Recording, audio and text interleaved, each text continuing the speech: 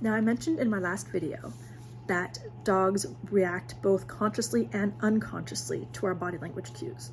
For instance, say I see somebody from a distance and I'm like, I don't know who that is. And unconsciously, I tense up a little bit.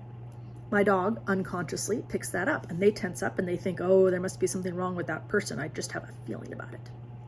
Then we get closer and I realize that person is a friend. But my dog is not consciously aware of what's going on. And maybe they've now got themselves really worked up into thinking that person's a bad person. And they're not aware that I've relaxed.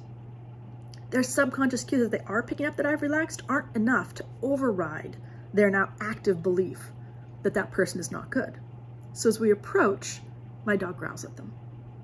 Now, the thing we need here is for our dogs to be consciously aware of us. So if I tense up, my dog reacts to that unconscious reaction.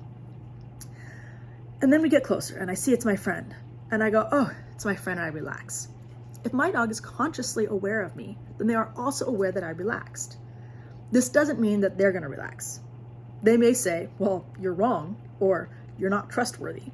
And so they continue to do whatever they want to do.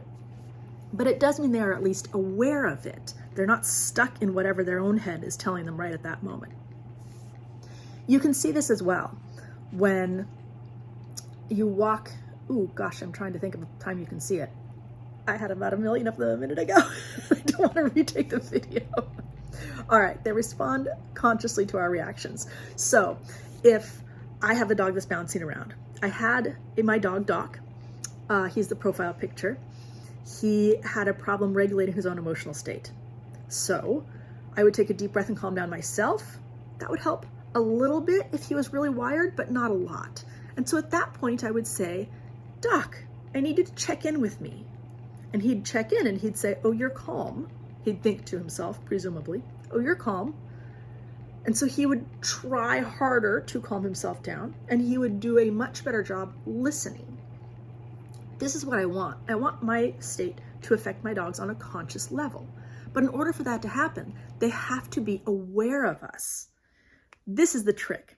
This is where it sort of gets confusing when a dog trainer says, you know, your dog is a reflection of you.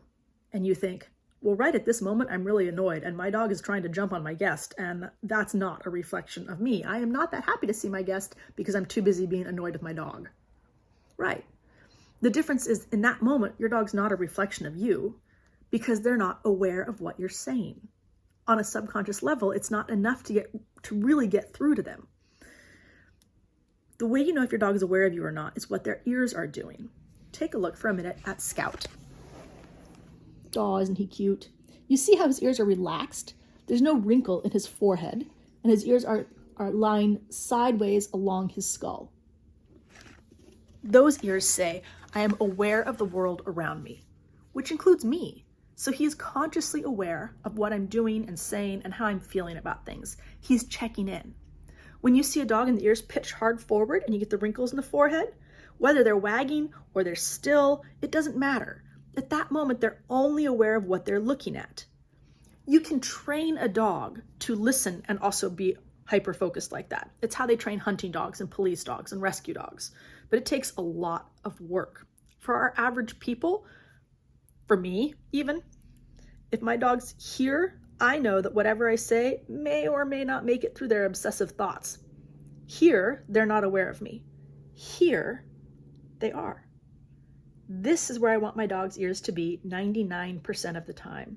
This tells me my dog is tuned in and will listen to what I'm saying on a conscious level, even when I don't say anything at all.